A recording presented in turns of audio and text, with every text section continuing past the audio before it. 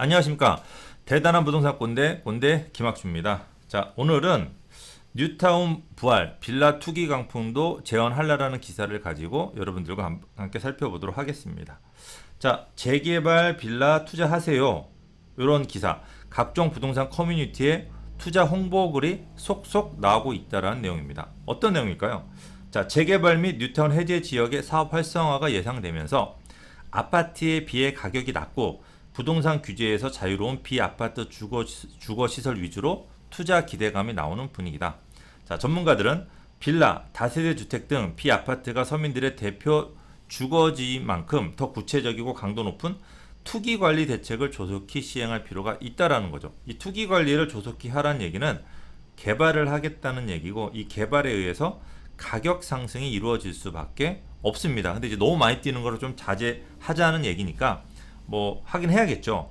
그리고 이제 아파트에 비해서 가격이 낮다 보니까 투자가 더 활성화될 가능성이 높다. 지금은 부동산을 사고 팔 때까지 세 개의 우리가 이제 세금을 내요. 이제 취득할 때는 취득세, 보유할 때는 이제 보유세를 내죠. 양도할 때는, 팔 때는 양도소득세를 내요. 근데 이제 이 세 개가 다 중과를 합니다, 지금. 그러니까 취득 중과 4%, 8%, 12%, 그 다음에 보유 중과. 보유 중과는 종합부동산세가 굉장히 많이 올랐어요. 말도 못하게 올랐어요. 보통 일반 서민들도 100만 원에서 뭐 1000만 원까지 내는 분들도 많고, 1년에 뭐 조금 집이 재산이 많으신 분들 같은 경우는 보통 한 3천에서 한 3억까지 세금을 냅니다. 매년. 그러니까 어마어마하죠. 그 다음에 양도는 엄청나죠. 양도 지금 최고 세율이 82.5%입니다. 엄청나죠. 근데 이제 이게 양도는 안 팔면 되잖아요. 안 팔면. 근데 이제 취득이나 보유는 사거나 가지고 있으면 내야 되니까 이거는 피해갈 수가 없는데, 내가 너무 산 금액, 공시가격이 높으면은 굉장히 투자가 되게 힘들어지지만, 빌라 같은 경우는 공시가율, 현실화율이 50% 정도밖에 안 돼요. 그러니까 아파트가 70%인 거에 비해서 20%가 더 낮기 때문에 세금이 훨씬 더 적어요. 그러니까 지금같이 세금이 클 때는 아무래도 공시가격, 현실화율이 낮은, 내가 4억짜리 빌라를 사더라도 공시가가 2억밖에 안 되니까 실제로 종부세나 취득세는 뭐 실거래니까 보유세, 종부세를 내는 양이 굉장히 적어지니까 훨씬 더 유리합니다. 그래서 좀 약간 걱정을 많이 하는 것 같아요. 그래서 지금 재개발 활성화가 목전이다. 그러니까 투자자들이 관심이 있다라는 거죠. 그러니까 이제 부동산을 아는 사람들만이 돈을 버는 게, 현재는 이제 공공에서 하는 공공 재개발 같은 경우는 뭐 2월 4일 이후에 구입을 하게 되면은 청산을 한다. 아파트를 못 받는다. 이런 소문이 많기 때문에 투자를 꺼려 하지만, 지금 우리가 투자를 하는 건 민간 재개발이에요. 서울시에서는. 이 민간 재개발은 상대적으로 뭐 권리 산정 기준이라 그래가지고 아직 정해지지 않은 날짜, 미래에 정해지는 날짜 이전에 지은 집들은 자유롭게 거래할 수가 있다 보니까 뭐 분양 자격을 아파트를 못 받고 뺏기는 경우가 없어요. 그러다 보니까 투자자들 이제 관심이 쏟고 있는데, 이런 부분들을 모르는 시청자분들 같은 경우는 나중에 1년에서 2년 후에 다 오르고 난 다음에 이제 투자를 하겠다고, 비싼 금액에 하겠다고 오는 거고, 이거를 미리 정보를 선점하고 이 내용을 아는 분들은 지금부터 많이 살려고 하겠죠. 그러니까 이런 부분들 때문에 이 부동산은 정보가 굉장히 중요하다는 겁니다. 자, 오세훈 서울시장이 지난 26일 재개발 6대 규제 완화 방안을 발표하면서 재개발 뉴타운 해제 지역에 대한 투자자들의 관심이 높아지고 있다. 이번 대책은 2015년부터 서울 내 신규 지정된 정비구역이 제로다. 그러니까 15년 이후에, 그러니까 오세훈 박원순 서울시장이 되고 나서 한 700개 되던 재개발이 300개로 줄었어요. 그러니까 400개 정도가 해제가 됐죠. 그러다 보니까 2015년 이후에 서울 정비구역 300개가 줄었음에도 불구하고 2015년 이후에 새로 지정된 재개발이 없어요. 그러니까 추가로 이게 700개 정도는 서울시가 재개발을 유지를 해줘야지 아파트 공급이 꾸준하게 되거든요. 그러다 보니까 새로 뭐 한 300개에서 한 400개 정도는 새로 지정이 되지 않을까라는 기대감을 하고 있는 거죠. 일단은 박원순 서울시장이 얘기한 거는 뭐 한 180개 정도 지정하겠다고 얘기를 했는데, 추가로, 왜냐면 재개발 말고도 가로주택 정비 사업이라 그래가지고 강남 4구라든지 도로나 어떤 기반 시설이 잘 되어 있는 지역을 또 개발할 수 있는 또 개발 방법도 있거든요. 그래서 이제 가로주택 정비 사업까지 포함한다고 한다면 300개 이상은 되지 않을까라는 생각을 하다 보니까 이런 좀 재개발에 대한 투자 관심이 많아지는 것 같습니다. 특히 주거 정비 지수제 폐지, 재개발 해제 구역 중 노후 지역 신규 구역 지정 등의 대책 시행에 따라 노후 주거지나 옛 뉴타운 해제 지역이 많은 강북 지역의 재개발 탄력을 받을 전망이다라는 겁니다. 그러니까 조금 더 재개발 같은 경우는요. 일단은 노후도 중요하죠. 그러니까 노후도라고 하는 거는 집이 오래된 30년 이상 된 집들이 숫자가 많아야 돼요. 그 숫자가 3분의 2 이상이 돼야 되고 플러스 엔드입니다. 엔드. 뭐 도로가 좀 좁다든지 아니면 작은 땅, 단독주택인데 27평보다 작은 땅이 많다든지 아니면은 뭐 그 호수 밀도 되게 조그만 면적에 많은 집들이 촘촘히 살아야 되는 그러니까 이런 것들은 감이 오잖아요. 그런 게 하나로 추가가 돼야지 재개발로 지정이 됩니다. 그러니까 이제 그런 지역이 대부분 강북 지역에 몰려 있다 보니까 강북 쪽의 집값 탄력이 받을 수 있겠다라고 하는 거죠. 그래서 서울연구원이 지난 3월 발행한 뉴타운 재개발 해제 지역 안전관리 방안 보고서에 따르면 2019년 말 기준 해제 지역이 386곳, 그러니까 약 400곳 정도가 돼요. 성북구가 34곳으로 가장 많고요. 중랑구가 32곳, 종로구 26곳, 동대문구 25곳, 강동 25곳, 강북 23곳. 이런 지역들의 이제 뉴타운이 지정이 되면서 주택값이 뛰지 않을까라고 생각을 하는 거죠. 자, 해제 지역 내 30년 이상 사용 건물 비율은 47.4%, 40년 이상 건물은 21.4%니까 두 개를 합치게 되면은 거의 9% 정도 됩니다. 근데 이제 노후도가 66.7%가 되면은 재개발로 지정할 수 있으니까 재개발 지정 요건, 기본적인 요건은 돼요. 여기에다가 플러스 도로가 좁거나 작은 집들이 많거나 많은 집들이 옹기종기 모여 살면 재개발이 가능한 거죠. 그래서 이들 지역의 재개발 사업 신청이 보물처럼 밀려들 것으로 예상되죠. 왜 이렇게 보물처럼 예상이 될까요? 지금 빌라나 단독주택, 단독주택 값이 10억이고 빌라 가격이 4억이라고 한다면 여기가 재개발로 지정되는 순간에 프리미엄이 5억씩 붙을 가능성이 굉장히 높아요. 그러니까 이게 일단 지정만 됐다 그러면 내가 재개발 아파트를 받고 싶지 않은 분들, 그런 분들도 10억짜리 단독 살다가 10억짜리 단독이 15억으로 뛰면은 팔고 옆으로 이사 가면 되잖아요. 더 큰 집, 더 새 집으로. 또 빌라도 마찬가지로 4억짜리 빌라가 프리미엄 5억이 붙으면 9억으로 바뀌죠. 9억으로. 그럼 이거를 팔고 근처 조금 더 바깥쪽에 아파트를 살 수 있잖아요. 이런 부분들이 있을 수 있다 보니까 당연히 신청은 본물처럼 될 겁니다. 그러나 매년 25곳 정도를 선정하기도 하니까 다 되진 않고 그 후보지들이 계속 이제 뒤로 밀려가겠죠. 그리고 재개발 구역 지정을 공모할 때 공모일을 권리산정 기준일로 고시하기로 했다는 거죠. 고시일 이후 투기 세력의 분양권 취득을 위한 지분 쪼개기를 차단하기 위해서입니다. 자, 이거 권리산정 기준일에 관한 부분은 여러분들 좀 자세하게 봐야 될 것 같은데 이렇게 보시면 돼요. 이 권리산정 기준일은 뭐냐면 이 권리산정 기준일, 이 기준일을 만약에 서울시에서 이제 재개발을 지정을 하려고 마음을 먹었어요. 다 준비를 했어요. 그게 이제 예를 들어서 2022년 7월이면은 2020년 7월에 이제 발표를 해요. 자, 우리 이제 재개발 지정할 거니까 8월까지 요 안에 신청하세요라고 하면 수많은 지역이 이렇게 신청을 하겠죠. 재개발을. 이렇게 신청을 했을 때 이때 이후에 이렇게 신청이 돼서 이제 후보지로 선정된 지역, 이렇게 이제 3개의 지역 예를 들어 선정이 됐어요. 이 지역은 2021년 7월 이 발표한 날짜 이후에 지은 빌라, 이 빌라는 아파트 분양 자격이 없어요. 그러니까 하나만 나오죠. 이 빌라를 짓게 되면 자, 단독주택을 허물고 빌라를 짓게 되면 세대수가 늘어나요. 이제 한 세대가 8세대로 늘어나면은 아파트 분양 자격이 하나에서 8개로 바뀌는 거죠. 그러면 하나 받을 수 있는 프리미엄이 5억이라고 한다면 8개가 되면은 아파트 받는 프리미엄이 40억으로 바뀌는 거죠. 이렇게. 그러니까 많은 사람들이 이걸 하고 싶어 하겠죠.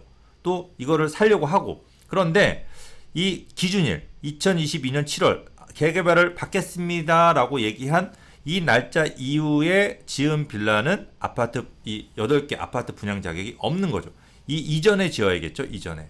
이렇게. 그러니까 이런 부분. 근데 이게 2022년 7월에 건축 허가를 받은 건지 아니면 명의자를 명의자를 등기한 날, 빌라를 다 지어서 명의자가 등기 접수를 한 날일지 이 두 가지 기준이 조금 달라요.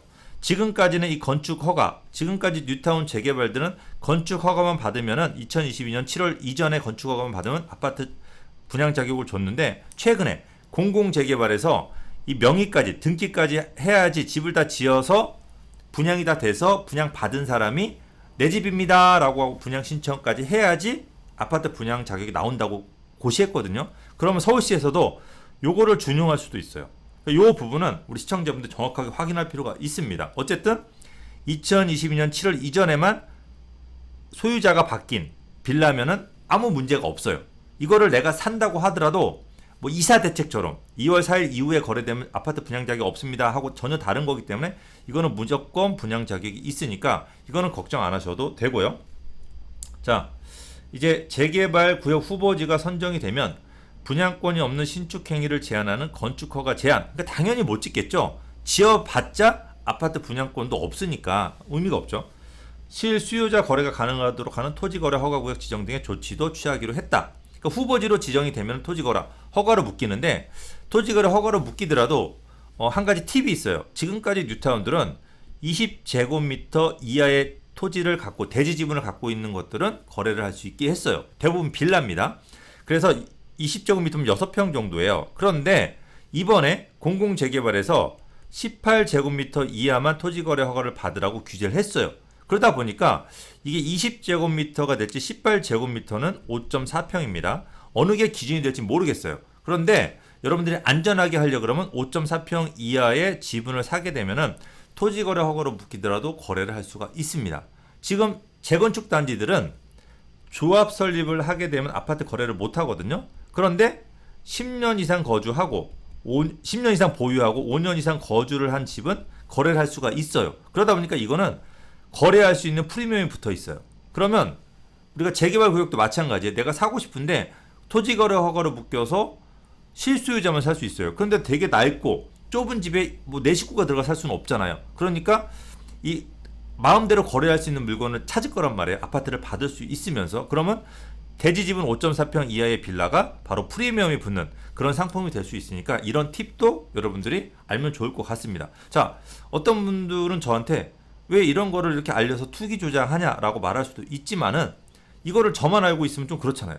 제가 알고 있는 정보를 많은 분들한테 전달해야지. 그죠? 그래서 다 같이 공정하게 출발을 해야죠. 그래서 제가 알려드리는 거니까 이런 부분들을 팁이라고 생각하시는 분들은 조금 활용을 해보시는 것도 좋을 것 같습니다. 자, 서울 아파트 및 다세대 연립 가격 주택 거래 추이예요. 이 노란색이 아파트고, 흰색이 다세대 연립인데, 당연히 이전까지 2021년 1월까지는 아파트 거래가 굉장히 많이 됐고 빌라는 거래도 많이 안 됐어요. 근데 지금 4월 달에 들어서 빌라가 아파트 거래세를 넘어섰어요. 물론 이제 아파트가 종부세나 취득세가 많이 비싸서 비싼 아파트를 거래 못하니까 거래 안 하는 것도 있지만, 실제로 앞으로 재건축보다는 앞으로는 재개발 위주로 서울이 돌아갈 수밖에 없다. 신축 아파트를 짓는 거는. 그러다 보니까 이 다세대 연립의 거래가 활성화되고, 이게 ING라는 거 이렇게 앞으로 더 진행이 되는 거죠. 지금 그러니까 초창기라는 얘기입니다. 초창기니까 초창기에는 뭐든지 하게 되면 손해볼 일은 크게 없다라고 생각을 해요. 단 잘못된 분양 자격이 없는 거를 사거나 또 잘못된 개발도 안 될 만한 지역을 무조건 사는 거는 좀 자제를 해야 되니까 이런 것들은 꼭 전문가하고 상의를 하셔가지고 정확한 정보를 가지고 움직이셔야 돼요.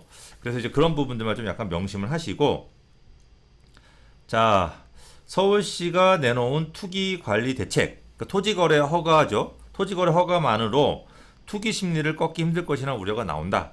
이제 전문가입니다. 이번 대책으로 재개발 시동을 거는 지역이 증가한다면 사업 기대감이 선반영되면서 노빌라 등 밀집지의 매매가가 상승하고 전세를 끼고 매입하는 갭투자 형태의 거래가 증가한다. 이거는 증가할 거예요. 왜냐면 아파트는 내가 실거주하면서 기다릴 수 있지만 빌라는 진짜 실거주가 불편하잖아요. 그러니까 전세를 주면서 내가 투자를 하는 그런 갭투자 가능합니다. 그래서 뭐 1주택인 사람은 빌라를 나 살기 싫으니까 빌라를 안 사라기보다는 빌라를 사서 전세를 주고 또 내가 월세를 들어가거나 전세를 들어가는 방법도 있습니다. 이거는 충분히 내가 월세 들어가는 거 너무 아까워하지 마시고 이거를 적금 붙는다고 생각하시고 투자를 하실 필요 있습니다. 안전한 상품이라고 생각한다면 무조건 하세요. 맞습니다. 그리고 특히 빌라 등 비아파트 시장이 불안해질 수 있다는 우려가 나온다. 아파트 값이 천정부지로 치솟자 내 집 마련이 어려워진 서민들이 상대적으로 저렴한 비아파트를 선택하고 있기 때문이다. 근데 저는 이렇게 생각을 해요. 다른 분들은 뭐라고 할지 모르겠지만 빌라 아파트 시장이 불안해진다. 가격이 많이 뛰어서 그래서 서민들이 갈 집이 없어진다고 하는데 그거는 앞으로 매수하실 분 입장인 거고 지금 빌라를 소유하신 분들 입장에서는 아파트 값이 치솟으면서 상대적인 박탈감이 말도 못해요.